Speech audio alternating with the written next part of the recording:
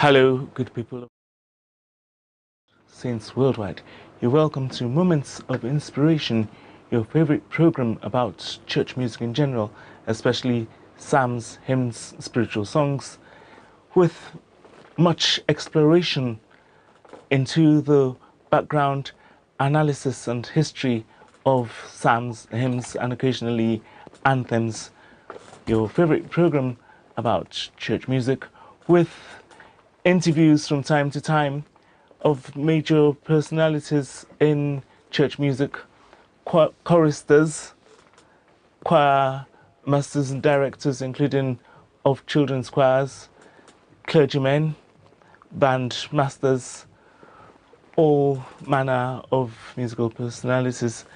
And it's, of course, brought to you by the Anglican Diocese of Lagos Mainland. I'm your anchor and host in this edition, Adekunle Olaiton. On this week of the third Sunday in Lent, we apologize we couldn't bring as scheduled yesterday, but we are on today at last by the grace of God. And may all these hitches come to a permanent end sooner rather than later. On this program today, in this edition, we have one such personality in church music in our chat section who will be interviewed at some length about his experience of church music, especially accompanying various genres and styles of church music, the contemporary, the more traditional, the classical, across the ages and periods of music, and also whether for full ensemble of large choir or small chamber choir or trio, quartet, or even solo, as the case may be. And of course, not only those involving organ or piano or some such keyboard accompaniment, but also involving other instruments such as flute or whatever.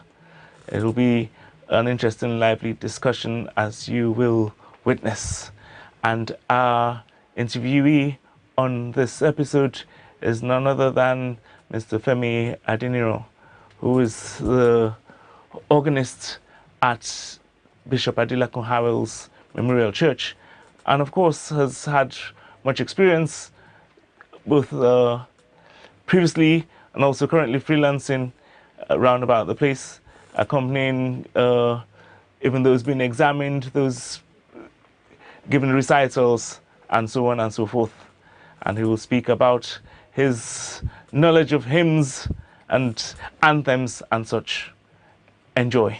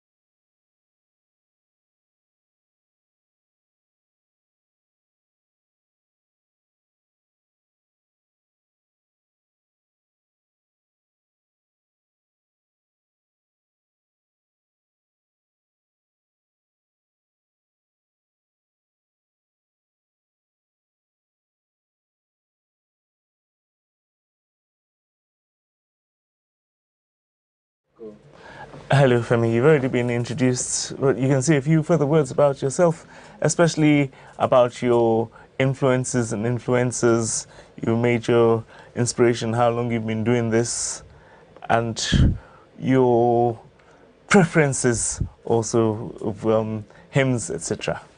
Good evening, sir, and say good evening to our viewers at home. My name is Uluwafemi Adeniro.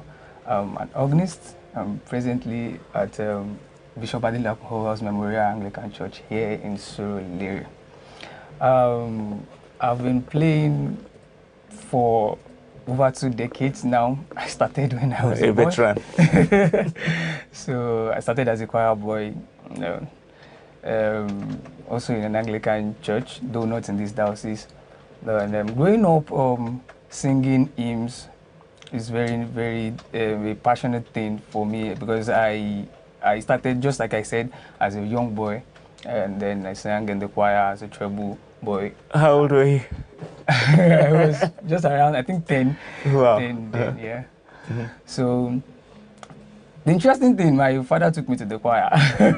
Myself and my younger sisters, we joined the choir at the same time. So since then, started singing, and I got the passion for playing the instruments, and that was how I started playing the organ. I started from piano, then of course, kindle the spark. Yes, to the organ. So. Okay, so in the beginning, how was it compared to now? Of course, the experience you've gained along the way, what you tell your younger self, what you were aspiring to then, how far, then and now match each other, because you'd already have had the picture in mind. And now you're older and wiser and more experienced, etc. How has it played out? How has the dream worked? Well, when I started, I didn't know I'm going to go this far. Of course, that's why I'm asking. So I just started, and gradually, the love for music, playing the musical instrument, grew, and grew stronger and stronger and stronger. Just like I said, I started as a choir boy, then I started learning to play the piano. Then from the piano, then I moved to the organ. All these things between a very short space of time. Even my teacher then was like, you are the very first students that will move this fast, because I've been having students, but I think your own pace is... Some students barely need teaching. They can almost teach the teacher. No. So it was rapid. I didn't even know I'm going to do music fully, and gradually I was getting in love with the music. With much encouragement from your teachers. And those around me, So that was how it started. Now, comparing then and now, when I started and now, just like I said, I didn't know I'm going to do music fully. Yeah. So when I finished my secondary school, and this story I'm about to tell is very funny, because my father didn't want me to study music.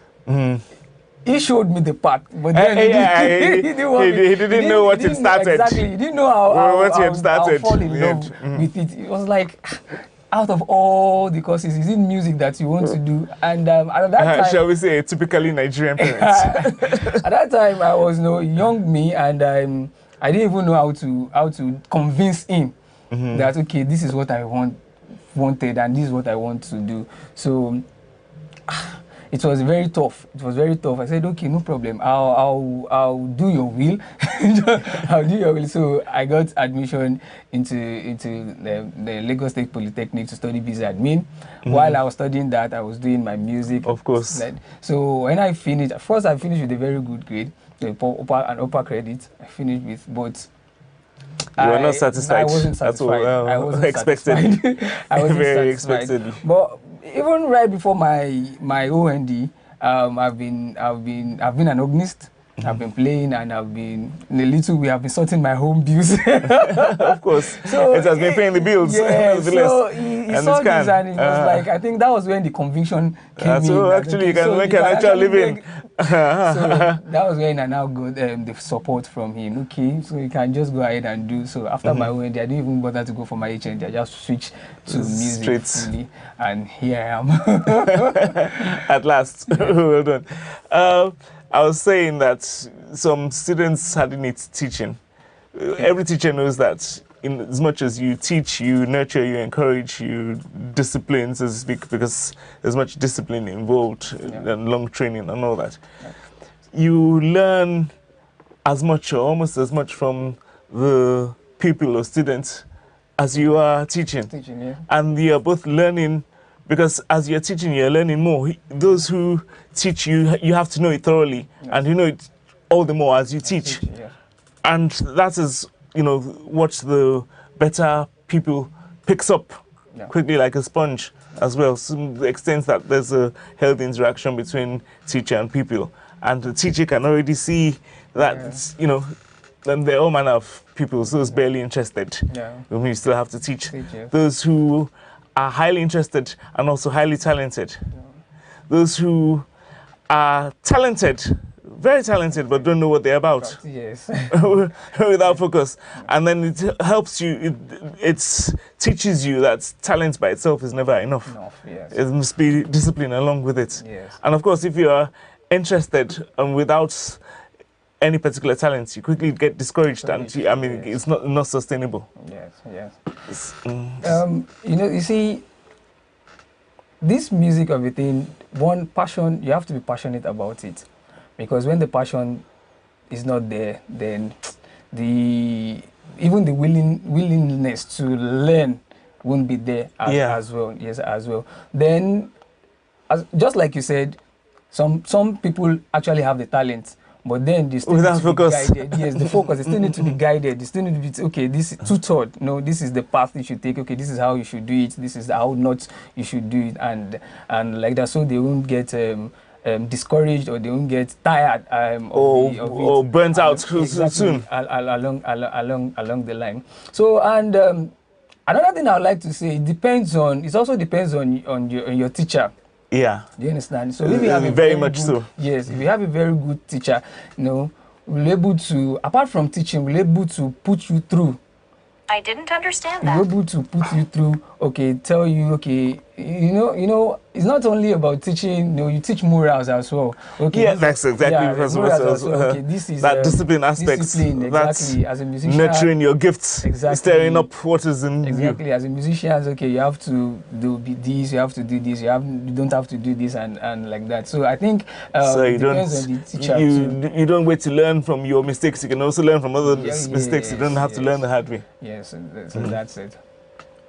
Yeah, and so, of course, in all this, in as much as you've learned, especially along the way and now, you will also have done much instructing, both in the choir, just a matter of course, correcting, challenging, instructing, all the parts, etc., building up soloists, all that, and then also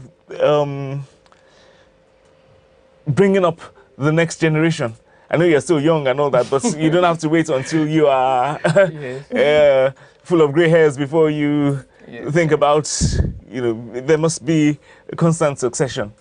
So how are you doing that, and what is your own teaching experience, both within choirs and as an accompanist, of those undergoing studying for exams, as a keyboard, organ, piano teacher, all that? Well, the experience, just like you said, I'm still young. But then, at least over the years, we've gathered some experience. Now, passing knowledge to well, I don't want to use the word younger ones because I have a lot of students that are even older than me. Of course. Even older than me. But what is Yes. important is the willingness to learn. Yeah. Do you understand? It's not been very easy passing knowledge because just like I said initially, I don't, as a teacher, one of the qualities of the teacher, you don't pass knowledge only, you pass morals. Yeah. You understand? Then, so teaching in the choir, in fact, is a whole lot. That one is another That's why I thing, asked by itself. by itself, when you have different Also, kind of people come together from characters, different yeah. background, different characters, then trying to manage them is really a whole lot of things to do. So it's not been very easy, but we thank God, the grace keep on helping us, and we'll be, it gives more grace. pushing. Yes, we've been pushing. So passing knowledge, teaching music, piano. Just like I said, it's not an easy task to do. And one thing I do believe, nobody is an island of knowledge. Not at all. Even while passing the knowledge, you are also learning. Yeah.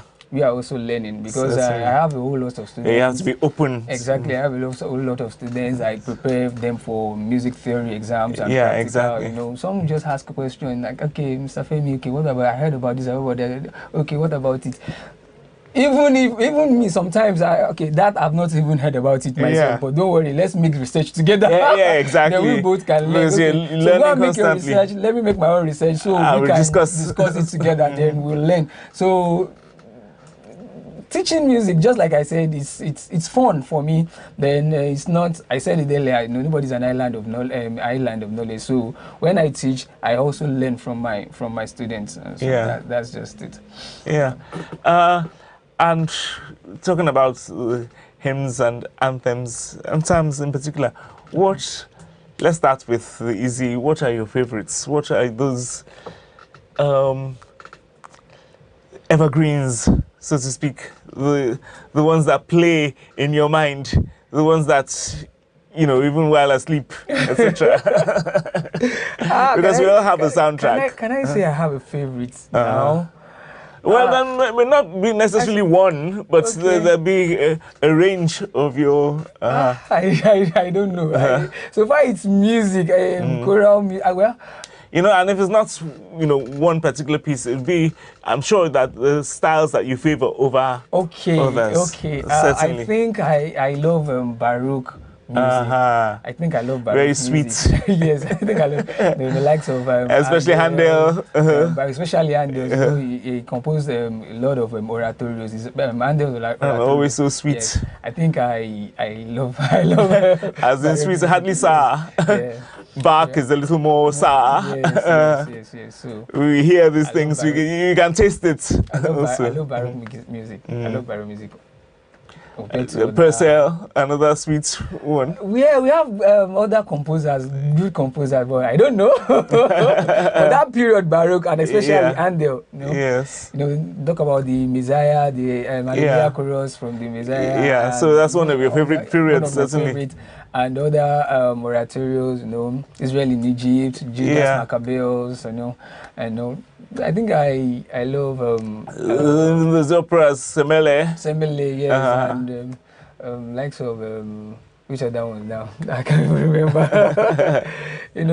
I just love the Baroque music generally. I don't know, maybe because of the basso continuo.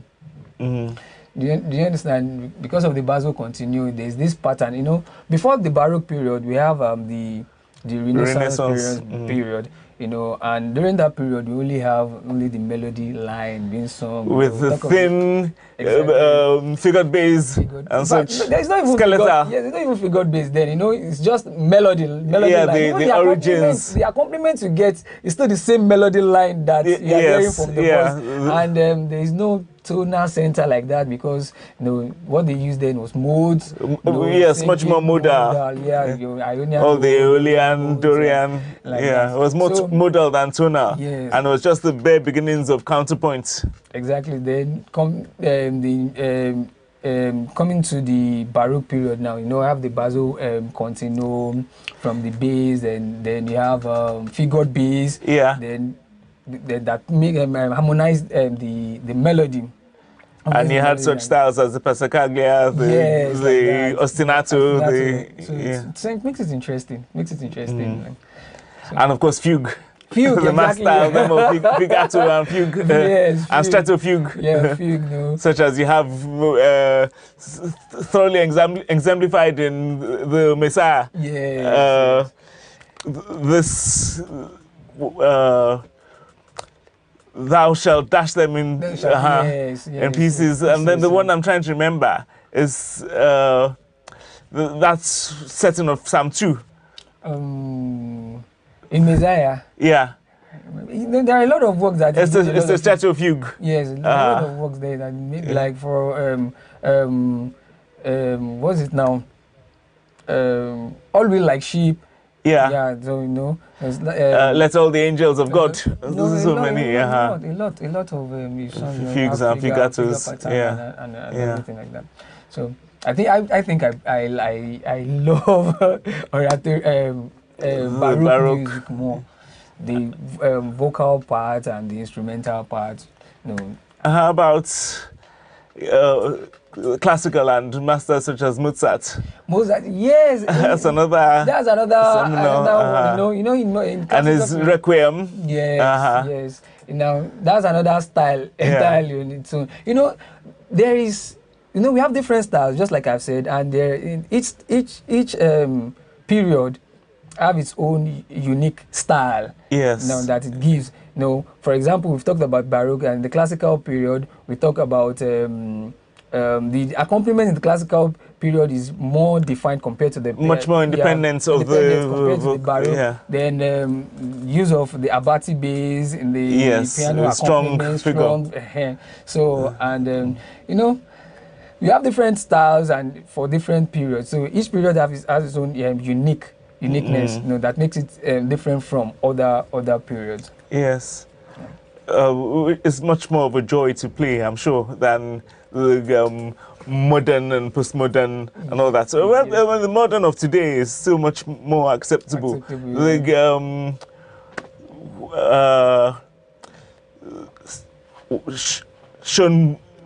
Schoenberg, all that's quite quite sour, quite you need to be schooled. Yeah, exactly. It's a learned. Yeah. He uses chromaticism, O-tone, a lot of sound put together. Strange. So that but then the French masters manage it very well. Ravel and the Russian Scriabin, they still managed to produce quite very satisfactory. Yes. So that's it. Yeah. Especially for singers and such. I mean, it's if it's just piano or whatever, you can get by. But to sing. You need memorable melody. Otherwise, it's just so much meandering. Exactly. And how are you? We need to talk a little about anthems, etc. It's just a different genre from hymns. How do you find? Because if it's someone unschooled, they hardly know about that. But seasoned choristers, of course, well knowledgeable about anthems as much as hymns. How do you ensure a sound balance? Because definitely at high points you need to perform anthems. And how do you time it? Do you mean balance the parts? No, as in the repertoire. Okay. Well, it depends. I not get it. It depends on the style you actually want to sing. That's where you pick your anthem from. For example, I've mentioned Baroque. Okay. Yeah, period. Period. You have to consider the period at first. Okay. After that, then you need to look for the composer.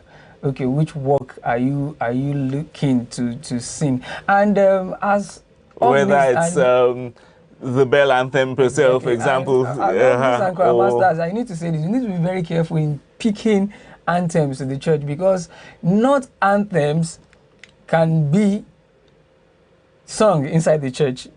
don't say, okay, because I love this particular anthem. You have to. It has to be appropriate. Appropriate one, and you have to look at the lyrics. You know, yeah, the melody may sound nice. It may be very but good. What to is you, it actually what saying? What is it talking about? Yeah. What is it talking about? Is it good for the church? Is it you have all those things that have to be put into consideration. So back to what I was saying. So you have to pick. Okay, what I want. Which period that I want to pick from? Is it Baroque? Is it classical? Is it postmodern? Exactly. So if it's Baroque, okay, which composer are you looking at? Is it Handel? Is it Bach? Is it there are other composers in the Baroque period. Scarlatti and Bach and standouts. Then you have to look at classical period. Which composer do you want to be? Is it Mozart? Is it Haydn? Yeah. Haydn. Yeah. So Haydn too did a little quite a few major works such as Creation. Another oratorio. So Creation, and all these things, they are very, very important. Then which style? Which style do you want to the rendition? Do you want it to be? Yeah. Do you understand? Is it going to be accompanied? Is it not going to be accompanied? Okay. Are you going to use is it going to be chorus all through? What other instruments might be involved? Exactly. And then of course the practical consideration of the forces that you have to work with. Whether it's some small fledgling thing or large. Thank you for that. That's another well, don't let me use the word problem. Challenge. Some choir masters do face. You understand? You don't just pick forces. It is important to look at your members, the availability, how strong they are before you pick your. Because if you pick something for a sizable force and you have very few numbers, you can't really. You can't deliver it very accurately. So that's another thing you need to look at. So don't just pick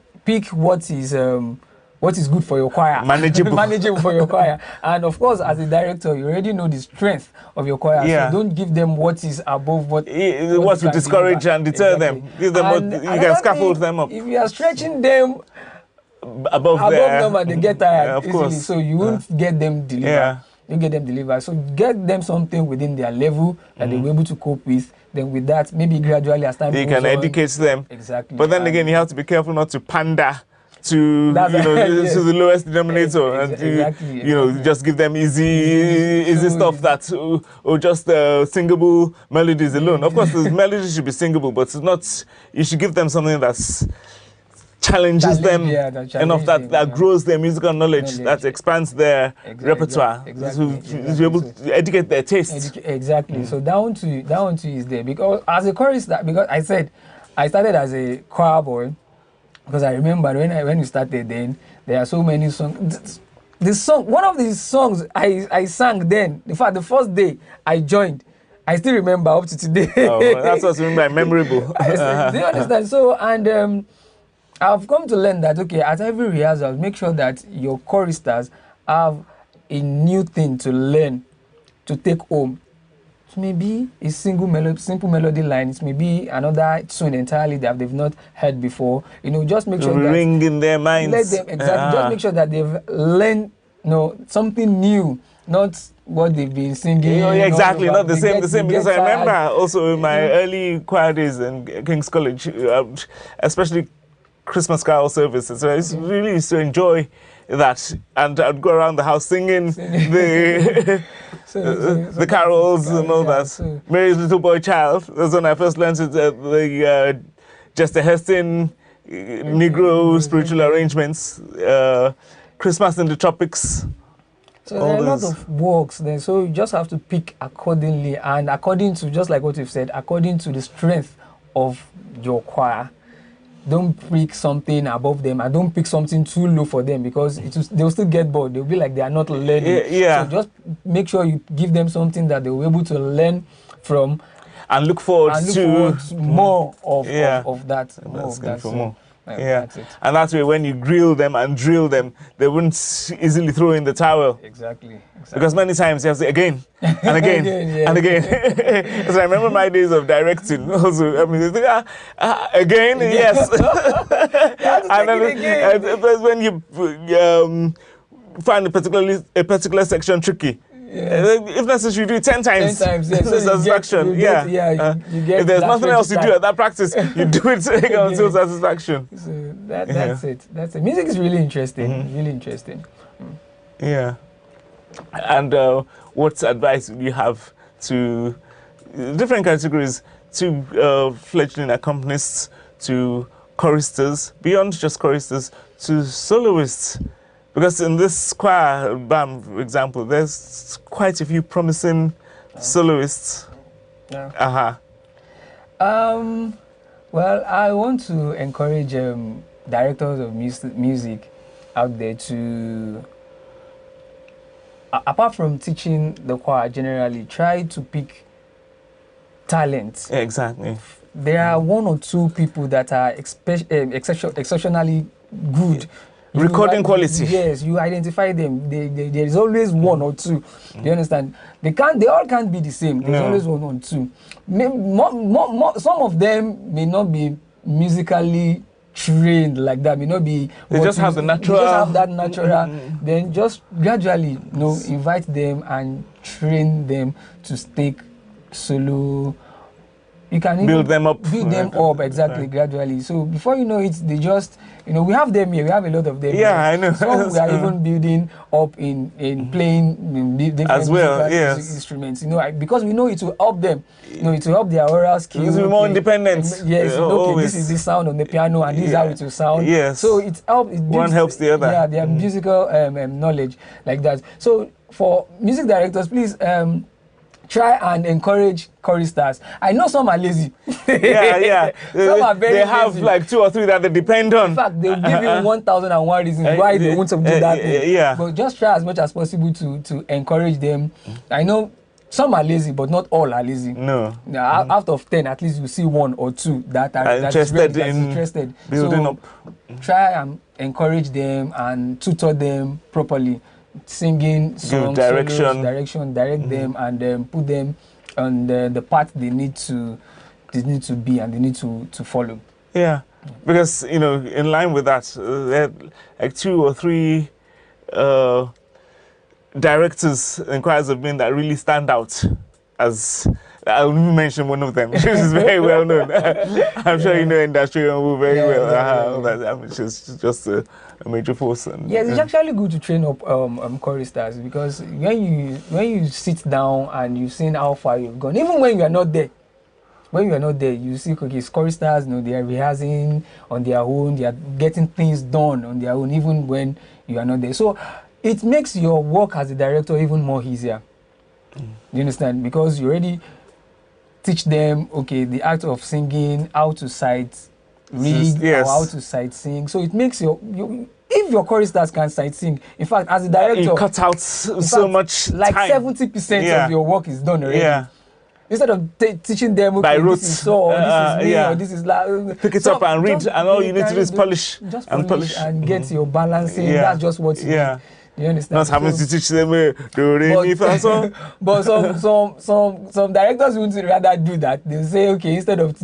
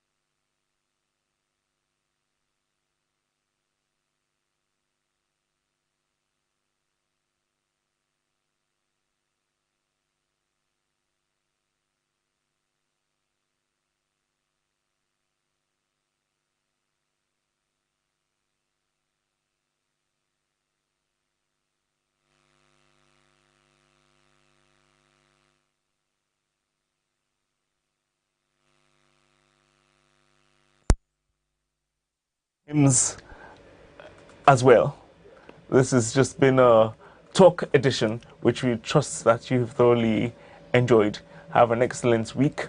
We'd like to thank, of course, our interviewee, Femi Adeniran, our background man here, Babalola Odufoye, all those working in the background, the Reverend David Ogumbi, the vicar of the church, which there's the studio is situated, who doubles as the Archdeacon of Surulere, the Venerable Feyi Ojalabi, the Dean of the Cathedral, which choir has been majorly featured in recent editions, the Director of Music of the Diocese, Sir Emeka Wikedi, and we know that this preparation is in high gear for our Easter cantata, which we are looking forward to in mid-April, the end of April, Sunday, April 27. And we trust that you'll tune in for that. Thank you all. And of course, we'd like to thank our diocesan, under whose auspices this program is taking place. And you, our listeners and viewers, who staying loyal. Again, I'm your uncle, Adekunle Olaitun. Have an excellent week and beyond. Thank you.